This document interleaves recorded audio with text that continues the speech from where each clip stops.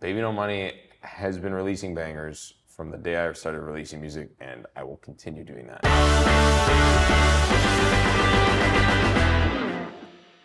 Baby No Money, how are you? Thank you so much for coming in today. I'm good, thanks for having me. I understand you're very tired at the moment. Weirdly enough, like, I got the most sleep I've had on the whole tour last night, so I'm chilling. I took a bunch of magnesium last night. How good's magnesium? I take it every night before To sleep, bed. it's like, it's a little gift. I know. I think we're meant to be having a lot more of it. I don't know, I've been watching a lot of TikToks on magnesium lately.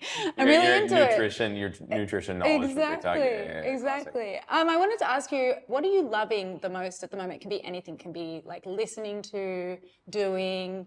What is something that you're just like loving at the moment? I feel like I'm in a weird point in my life where I'm like adapting to change, and I'm finding out a ton about myself. I'm really like weird. It's weird because like last year, my music, I just did a bunch of collaborations with a bunch of international artists, and I like wasn't doing anything really for myself. So basically, like I've just been figuring out a lot about myself, and I think I've been loving being in the weeds of like self-work, I guess, if that makes sense. Most of the time I wouldn't say that it's comfortable and easy, but it's just making me a better person, because really in the end of the day, it's just like I'm financially stable, and like I love my job, I love my family. It's like the only thing I can do is improve myself for the relationships that I have.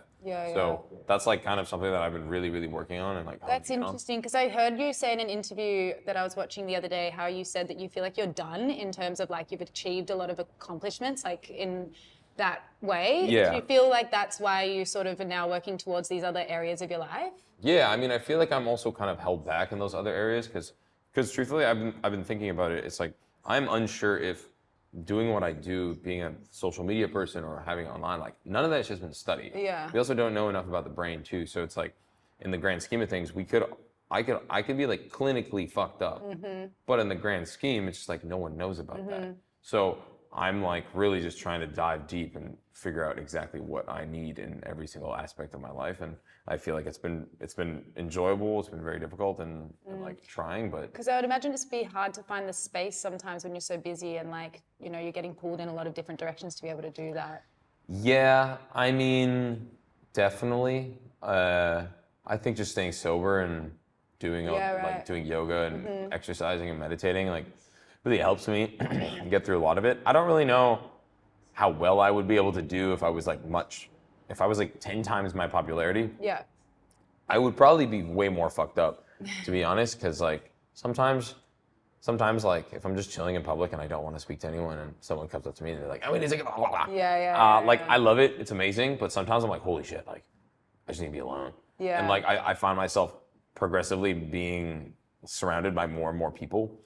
And a lot of the time I'm like, it could be good to be alone, but I don't really give myself that much time. So I'm focusing on like figuring out what I need. And it's really funny you say that, because in 2022 I actually walked past you on the street in Berlin, and Really? And it was before I started doing any of this. It was before any of this was even on my radar that I was ever going to do this as a job. And then now speaking to you, I'm like, it's so funny, because I passed you and I was like with my partner, I was like, holy fuck. And he was like, go say hi. I was like, no, like there's no way in the world that I'll be able to do it. And then just such a full circle moment, like being able to talk to you here now as an anecdote. Cool. Nice to meet you. Yeah, it's very cool. So without saying that you're like not an intimidating person, do you ever find yourself like when you're in a creative room with like you would call yourself like a rapper, but also a musician? I don't really like calling myself a rapper because I can do so many other things. Totally. I think I'm more of just like a marketing dude. Okay. I think I'm like, I figured out what sounds good. Was I born with a voice that made sense to make rap music or to make music? I have no fucking idea. I just did it so many times and like it just made people assume that it is good. That's interesting. I guess. And I found what I did is basically what I've done over the past years is every time I make a song, one song would do better. And then I'd figure out why it did better or what part of the song every single person would post about or this or that or this. And then I basically put together like a list of like 20 flows or 20 ideas that I know work. And then I just keep on trying new things and just keep on adding to that list. And like a formula? Yeah, my music is incredibly formulaic. Yeah, right. And like, I have nothing important to say, but I have everything to say, if that makes sense. So it's like, everything in my life means nothing. And I just have always wanted to just have as much fun as humanly possible and preserve my child, because quite frankly, like, you know, it's like life sucks. And it's like, I know a lot of people have it way worse than I do. And I just wanna provide as much fun as I possibly can to the world, and like just carefree fun, because there's too much people, or there's too many things people care about. And it's like, having an escape is amazing. Basically, I just wanted to like help people. When I went to university and I got my degree, I just wanted to be like a doctor and like give people the ability to recover or rehab and whatnot. And I feel like I've helped so many more people. So that's amazing. It's great. That's really cool. Because I was thinking that actually this, like the other day, because you're on tour right now with Young Gravy. Yeah. And first and foremost, it almost looks like you guys are just friends having fun. Like, is that how you would explain like your, I guess, your creative outlet and things? You guys have fun and then the music comes, or is it? Yeah, I mean, we met each other through music very early, and then we just built a friendship. And I remember the first time I met him, I was like, damn, like if I was friends with, or if I went to the same university or high school with him, I would probably be friends with him, because he's just so stupid, and we just like have fun. And it's been cool to see each other like grow emotionally and like careerly. Is that a word? Yeah, I guess so. It is now. Yeah, it is now. And it's really cool, because typically you don't, when you do this business in this world, like people are pretty standoffish and like they don't really like share their experience and like aren't really open. And I feel like it's been really like helpful for me to know that I have someone that I can be like, yo, I'm really curious about what this does or what this is, and that he'll give it to me straight and vice versa. So it's been really nice. We have a really good relationship. Yeah, we're like brothers, so we obviously piss each other off, and I have obviously some built up resentment. He has some built up resentment, and like we just don't really communicate effectively in that world, but it doesn't really matter in the end of the day, because we know that we love each other entirely. Do you ever think you need to like work on that communication together? Yeah.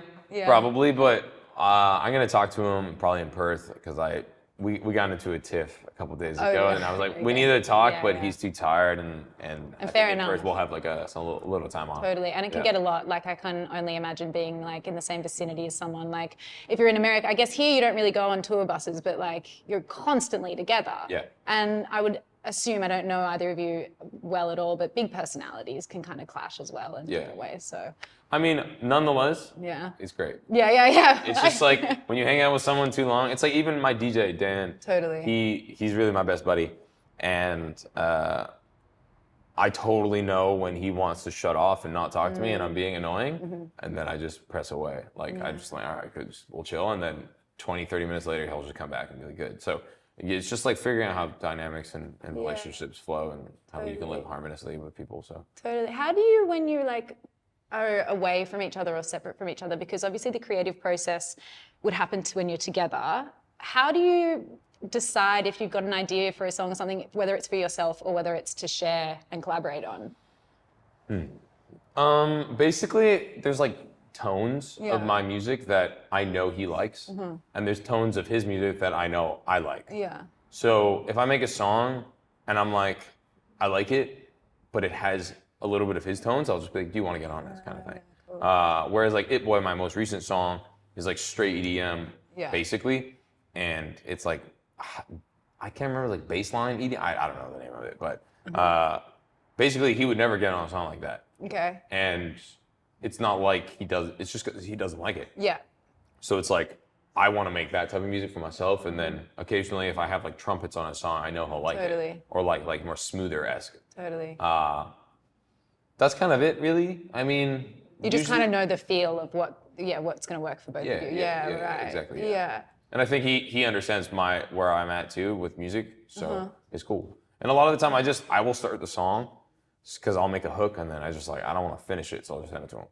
Interesting. Yeah. So you'll collaborate while you're away from each other as well? Sometimes. Yeah. Sometimes we're in person, but then it's just like neuroticism in the studio, and we're just like coming up with the stupidest lyrics together, and it's like, it doesn't make the song better. We're just going back and forth between like semantics. It's like moronic, but it is fun. That's interesting, because you have, I've forgotten the name of the song right now, but I was watching it. It was the one you covered, not covered, you played your original and like a version last time you were here. What was that song? Like Said Fred? No, but your original. Oh, Help Yourself. Help us. Yeah. That song it's quite different to all your other music. Like it's a bit more like kind of, I guess. Melancholic. Yeah, right. How do you then, when writing something that's a bit more slow and I guess emotionally sort of captivating or whatever, like do you enjoy writing and would you want to write more music like that when you say? So I made like an album of like sad-esque music. Yeah. But honestly, it was like perpetuating my sadness too. Mm-hmm. So I was like, I don't want to fucking be sad. I just want to make bangers, smash my head across the board. Yeah. Like, Okay. truthfully, that's what I want. Totally. So, and like, I don't know how I made that song so good. Help Yourself, it's a great song. Such a beautiful song. It's a beautiful song. It really is. And it's like sometimes if I get a strike across the board and I'm like, oh, I feel it, I will go make it. Yeah. But otherwise, like, I don't know, I was trying too hard to make something that really isn't truthfully me. And Baby No Money has been releasing bangers from the day I started releasing music, and I will continue doing that. Yeah. And I don't think I need a tonal change. I just need to develop my style and take it up a notch and like figure out something new and like a new like undertone of my music. And recently, after It Boy, I've been making a lot of like really sped up music or like faster music.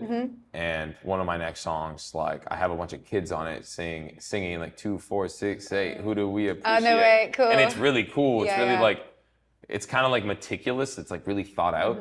And I feel like I'm a nerd. So I just need to put my nerdisms into my music. Yeah. Whereas like I haven't been in the past. Okay. Or in the past like year and a half, because I was like trying to be so this and that. But I just like need to go back to being like really anal about the small intricacies in my music that make Baby No Money music, Baby No Money music. That's interesting because when you say like you've been trying to be this and this, do you ever think that like maybe, you know how we try and strive for social media and virality and things like that, do you think that has an effect on how you try and make music ever? I think it used to. I think my brain is so fried. Oh, that guy's just fully rubbing, dude, wilding. Oh, that was fucking sick. I just saw the Outback really happen. I think my mind has always worked like something or like how it needs to be perceived on social media, if that makes sense. Okay. So I've always just had these small little tidbits Yeah. of like moments in songs that I find interesting and people can also find interesting as well. Like basically every 4 bars in a song, I want something else to happen. Even if it's like, because you listen to rap music, a lot of the time it's just a beat that they rap over and nothing happens. And it's like, I have nothing important to say, so I want the beat and I want like the experience of the listen to be more of like a dynamic. That's interesting. So that's always how I've looked at my music. And it's like, I want the beat to tell a story. Totally. Even if the story is saying pee pee poo poo, like it doesn't fucking matter. Yeah. So I think that like having like these small little hooks constantly, rather than just focusing on one singular hook, is what makes Baby No Money music Baby No Money. So. Do you find like you're then, I guess maybe, I don't know if proud's the right word, but like more lyrically of the music, of the beat, of the background than the lyrics of your music, or does it not really matter? I mean, yeah, I write to the beat basically. Yeah. So we'll make a beat in the studio and then Yeah. I'll just like the first thing that comes to mind, we'll like scratch it down and then I'll do a bunch of scratch takes of like just ideas and flows and melodies. And then we just basically choose the best one. Yeah. I'll write the song. We like choose all the best takes or the best ideas. And then I write the lyrics. I'll go back in, record it. We'll leave.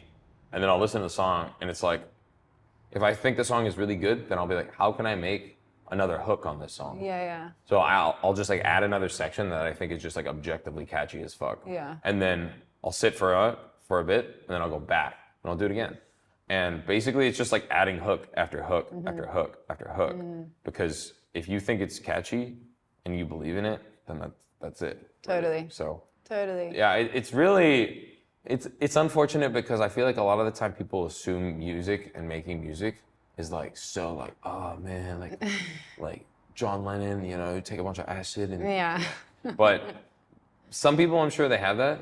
I just don't. It's quite mathematical. Yeah, though. it's super Yeah. mathematical. Yeah. And like I'm just like a nerd that likes using my computer. And I think for me at least, I like making music with just producers because as soon as you add another like personality to it, or like a musician, like a vocalist or an artist, then you have to deal with like doing it their way as well. And I just fucking hate that. I just like making music how I want to make music with my producer friends and just like take our shirts off and just like chill in the studio and eat like almonds. That's interesting. Yeah, cool. Yeah. Almonds, Yeah. nice. Tamari, have you had it? Oh my God. Yeah. Tamari almonds. Fuck. I know. They're like way too good. Yeah. I know. You open a packet, you can't stop. And I'll get like the big ones as well. And I'm like, oh no, I feel very ill. Did you ever go to this restaurant in Berlin? Oh fuck, what's it called? It had this like, it was like a nice breakfast restaurant, and it has this like sandwich biscuit or a breakfast biscuit that. Oh man. Wait. And it's maybe. It's like I can find it. I gotta find this now. My head is just stuck on this. And it's like only a couple of euros. And they do like a falafel one or something? Maybe not. I'm not sure. Dude, okay, Instagram fucking works, you piece of shit. I'm on my personal Instagram right now. Here we go. Damn, look at all this food. It's always food. It's always food. No, I never went there. Dude, what the look hell? at this shit. Do you think about it often? Often. It's like the best thing I've ever eaten in my life. Really? It's so crazy. Here, I'm gonna put it on the camera. Do you go back there when you're in Berlin? Do you go back and... Oh, it's Annalie? Okay. I don't know. You've got a song, C'est la vie. Do you think it's possible to say something in the French language that's not sexy? And do you know, like, do you speak French at first of all, I guess? I don't speak French, but no, I mean the French accent in itself is so romantic. Right. I remember one of my first girlfriends ever was French, and I was just like, damn, your accent's crazy. Yeah. Yeah, I don't think so. Yeah, I don't know. I mean, it really depends on like where you're from, or like what type of accent you have, and like really, I feel like women's accent, French accent, is way more attractive than a male's accent. But obviously, I don't really have that perception because. No, honestly, I would agree with French that. people are just hot as fuck. Yeah, they like, are. I can't. Yeah, it's annoying. Yeah, it's annoying. It's really annoying. It's annoying.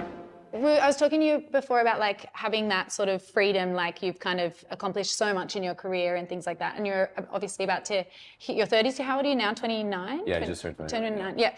Do you think that freedom then, being able to achieve so much in your career, allows you the opportunity now to like look towards like other aspects of your life, or like how do you see like your future going from here? And would you love to, like meet someone or? Yeah, I want a wife and kids for sure. I was homeschooled, so. Yeah. Would you homeschool your own kids? Because I was reading about that the other day, and I was wondering. See, it's funny because I went on a date with some girl like a couple months ago, and she's like, she was like, "Oh, I watched a couple of your interviews, and you always say you're homeschooled." So I was like, "Yeah, fuck, I gotta not say that I'm homeschooled," but I just said that I'm homeschooled. But I don't know, I have an affinity to it. I feel like it gave me a lot of. such a big part of you. Yeah, it's a very big part of my life. So I don't know, I think I have a lot of trauma because of it, because my mom and I would fight all the time. Yeah, but I mean, it made me who I am. So I don't necessarily know if I would, but I would definitely have a large part of. I would be a ginormous part of their lives. Yeah. Like basically, if I had a partner and we decided to have kids, I 100% would not be touring. Yeah. I would raise my fucking kids. Yeah. And I want to be like a stay-at-home dad that just like chills with their kids all the time. Totally. So that's kind of the goal, and I think I'm there, like for sure. I'll be able to do it. I just don't know specifically when. I was thinking. I told myself in about 5 years I would adopt and just do it solo. Oh, that's interesting. If I don't have a partner. Yeah. Right. Okay. Yeah. Cool. I know. I always thought that because I used to be a primary school teacher. Oh, nice. And now I do not like the school system at all. Like that, I left it, and so now I'm the same thing. I'm like, once I have kids, I want to really be able to hone in and focus on like. Yeah. I don't know. Focus on them. Yeah. Right. Like you have kids because you want kids, not because you want to give them to somebody else to take care of them. And like totally. I don't know. And like that's so not like I come from a place of privilege. Like it's so not available to everybody. But yeah, no, it's just interesting to hear about that. I mean, there's nothing better to do, really. No. So, oh my God, I can't wait. Yeah. I'm so fucking excited. Like to see like the world through a child's eyes and kind of get that like, I don't know, that joy and I've got friends who have kids and like it looks fucking tough, of course. Brutal. My sister has a 2-year-old, and I remember her husband there was some contention, but her husband went away back to France for Christmas 2 years ago, and basically he was like 6 months at this time, and my brother was like, "Oh, poop! I don't want to touch poop," and I just remember taking care of Leo quite a bit, and I was like, "Oh, this shit real." Yeah. Yeah. Real. It is. It really is. And You've got to be on the entire time as well. yeah, basically, motherfucker can't die. No. That's like, you gotta just like, I'll like save this kid's life 24/7. 100%. So it's interesting because I'm definitely not at that point in my life where I'm ready to do that, but it's creeping up for sure. Yeah, it is wild, isn't it? Like, I don't know, all of a sudden, because again, being around kids or heaps in my life, like, everything all of a sudden becomes a danger object. Like everything, like the world, all of a sudden you're like, oh shit, like it's fucking dangerous out there. Yeah. It's like, thanks mum for keeping me alive, you know? Like you did a good job. No, yeah, I feel like you get a different perspective on your parents and how they raised you. My parents raised me great. I mean, like, yeah, we obviously some things and we need to settle out, and my parents need to definitely go get therapy and deal with their own shit, but will they? Probably not. No, well, they're from that generation where it's not cool to talk about your feelings. Yeah, exactly. Yeah. It's all good. That's all good. At least we can like encourage them to do it. Yeah. Maybe they'll do it, but totally. I'm always like, I'm an advocate of like being like, Dad, do you want to go do a bunch of acid together? Have you said that to him before? Yeah, but he's like, I don't know about that one. Really? I mean, he just got so much anxiety. So. Yeah, right, okay. I do like a lot of mushrooms, and I've always wanted to do that with my mom, but I don't know if I think it's therapeutic. I mean, like, in the beginning of this year, I was with a couple of friends and I sat in a black room off 6 grams of mushroom for like 8 hours. It was hell, but I mean, I figured out a bunch of shit that I need to. Shit. Like, did you set out to have that experience? Yeah, like, 100%. Yeah, right. It was I only did it for therapy-wise. Really? But I don't recommend doing it. It's pretty hectic. How long did it last for? Oh, it was like 8 hours. Really? Of just thoughts. Wow, that's. And I was like sitting in this room, and it was like I was like hitting the crevice of my emotional stability. It was kind of really. Yeah, it was nice. And then you come out of that with like. Do you think actually, because this has happened to me before, where I've had like these profound moments where I've taken like mushrooms or whatever, and then it stays with you. Do you think it's that those journeys stay with you for a certain amount of time, and eventually you kind of forget about it and you have to kind of come back to that experience? I think it just resets your compass. Yeah. I don't know necessarily what it does. Like I haven't really studied that much, but for me at least, it's like if I know something isn't good for me, and I'm like, you know what, maybe I just need to like think about it and like go do some mushrooms, which I don't do very often, but it's like, if it's like really a prominent issue in my life, I'll be like, all right, shit, let's go think about it, go on a little break, take a break, do some mushrooms, try to do a reset and then reevaluate where I'm at. And almost every single time I've made a decision that has at least given myself like a boundary of being like, okay, I need to do that for myself. I need to execute this play or this desire to figure out or why, and then it gives you like at least like a opportunity to understand yourself better. Totally. And I think having a different lens where it's like whether or not it's openness or whether or not it's closeness that you are granted via just like the hallucinogenic properties of these drugs, it gives you another eye. For sure. So I think that's super important because a lot of the time, like, I know a bunch of people that are super against drugs and super against this, and it's like, it puts you in a different mind state that doesn't last forever. And then having that different mind or perspective could be super beneficial in how you look at and view things. So, I don't know, it's not for everyone, but no, totally. It is definitely overwhelming when you do that many drugs. But 100%, but also not like you don't do it abusing it. You do it with the respect of knowing what you're taking it for. You know, like it's a completely different thing than just doing it to get fucked up. Like quite frankly, like I wouldn't do mushrooms in public. Yeah, I just don't like that. There's no point. No way. Yeah, I remember the last time I did acid. And I went to a wrestling fight or competition or just a wrestling match. Oh my God. It was like a local Vancouver wrestling match, and there was pretty much every single person there knew me, and it was like overwhelming as fuck. And every single conversation that I had with these people that were pulling up on me were like, yo, or I would just be like, sorry, my brain just turned off. No, that's okay. That's okay. Yeah, I just dissociated. But basically they would be like, yo, what's up? And I'd be like, hey guys, I'm super fucked up off acid, so if I have a weird conversation with you, I'm sorry. Yeah. And I would just have to preface it, and it was just like so overwhelming. They were like, "Oh man, what's going on?" Oh my God. So Never yeah, from again. now on, I'm just not going to be doing hallucinogens in public I anymore. feel like fair enough. It's so funny you say that though. Every time I get way too stoned, as soon as I tell somebody I'm like really stoned, I'm like, sorry, I'm just like really whacked right now. Like it's just like, then it kind of like settles me. Yeah, you know what I mean? It Like gives you it gives you like the peace of mind. Totally. Totally. I don't know. I'm like, if I'm being weird, at least now they know why. And I'm not just like inside my own head being like, you're a freak. Like, yeah. Your music is quite upbeat and obviously like a lot of tongue in cheek and everything like that. How does it work then like on tour if you kind of like feeling, because as we all do, we all experience lows in our life. Is it hard ever to like get on stage and to match the energy of the music, or is it always kind of like quite fun and enjoyable? I mean, it's like high intensity interval training. So just like, you just gotta go. Yeah. I do think that it's only hard to match the intensity of the music if there's not a lot of people there. Like, you know, I've done shows in markets where like, truthfully, I don't have many fans and I'm just doing it to like start building. And like, you go out on stage and it's like, yeah, if you do a venue of 1,000 people and there's 100 people there, those 100 motherfuckers are still there for you. It's amazing. I'm gonna give it my all. But like when you have a crowd of 6,000 people screaming your lyrics, it's like, okay, like this is you can crazy. feed off that. You can feed off it for sure.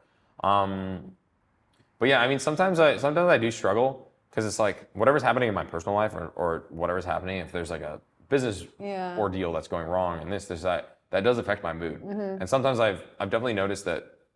There was one show I did in China during that run that I was explaining to you about. It was the first show of the tour, and it was sold out. It was great, but I remember just being up on stage, just performing my songs, just being I was dissociating the whole time. It was crazy. I was like, why am I up here? And I was like literally just thinking about all of this other shit that I was dealing with like the whole time. While performing. Yeah, completely. And I'm just like sitting there, and it's like, I know my fans can notice that for sure. Yeah. It's crazy that you have that muscle memory of being able to, because like there's a lot of words you got to be doing, like speaking while you're. I say way too much. I don't know. Sometimes it's like I go see like alternative rock artists and they say like maybe like 11 sentences in a song, and I'll say no bullshit like a fucking hypothesis. Research study and conclusion in a song, and it's like when I make the songs I'm like, god damn it, this song, I know this song's gonna pop off and it's gonna be so hard to perform live and it's just gonna be a bitch. But it's fun too because it's also cool that I'm just rapping my ass off, and I have a lot of breath control, and I used to be a competitive swimmer, so I think I have bigger lungs than usual people. So it's like nice to like display my ability to just rap, because a lot of the time like I remember I saw, what was her name? Tiara Whack one time. And her breath control was like the coolest shit I've ever seen. Yeah, right. She would just rap for like 30 seconds, no breath. And Psycho. It's like I don't think a lot of people would recognize that as like being cool, but I think there's a knack. 100%. You have a knack for it, so it's really interesting. Yeah, no, I was watching a Doja Cat video last night actually, and she didn't have like any like backup play sort of going, and she was just going. I was like, wow, and she vapes, and so I was like, that's pretty powerful. She does. Yeah. Bowl of fortune cookies here. All very generic fan submitted questions. Have a go. Man, what is a fortune cookie? What's it made out of? Obviously, like wheat. Like shit. like I don't know, wheat and whatever.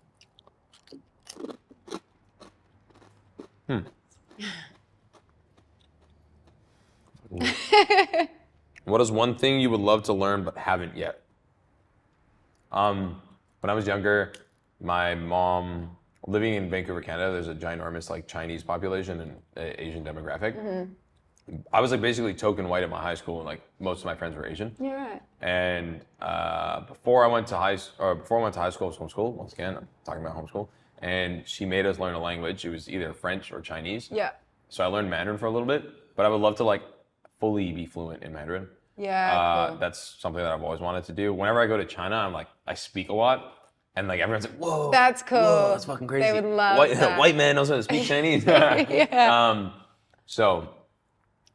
Yeah, I think I would love to, and I would love to like live in Shanghai or like Chengdu or something like that, and like be like an ambassador for music or That's something cool. like that. And like Maybe just later in the immerse future. yourself in the culture and like that's cool. It'd be really cool, yeah. Yeah, absolutely. Thank you so much for coming in today No, and thank you. spending your appreciate time. it. Yeah, It was really amazing. a lot. Thank Want some you. fortune cookie? Sure. Thanks. yummy. I'll go. Good. Thank you. There it is.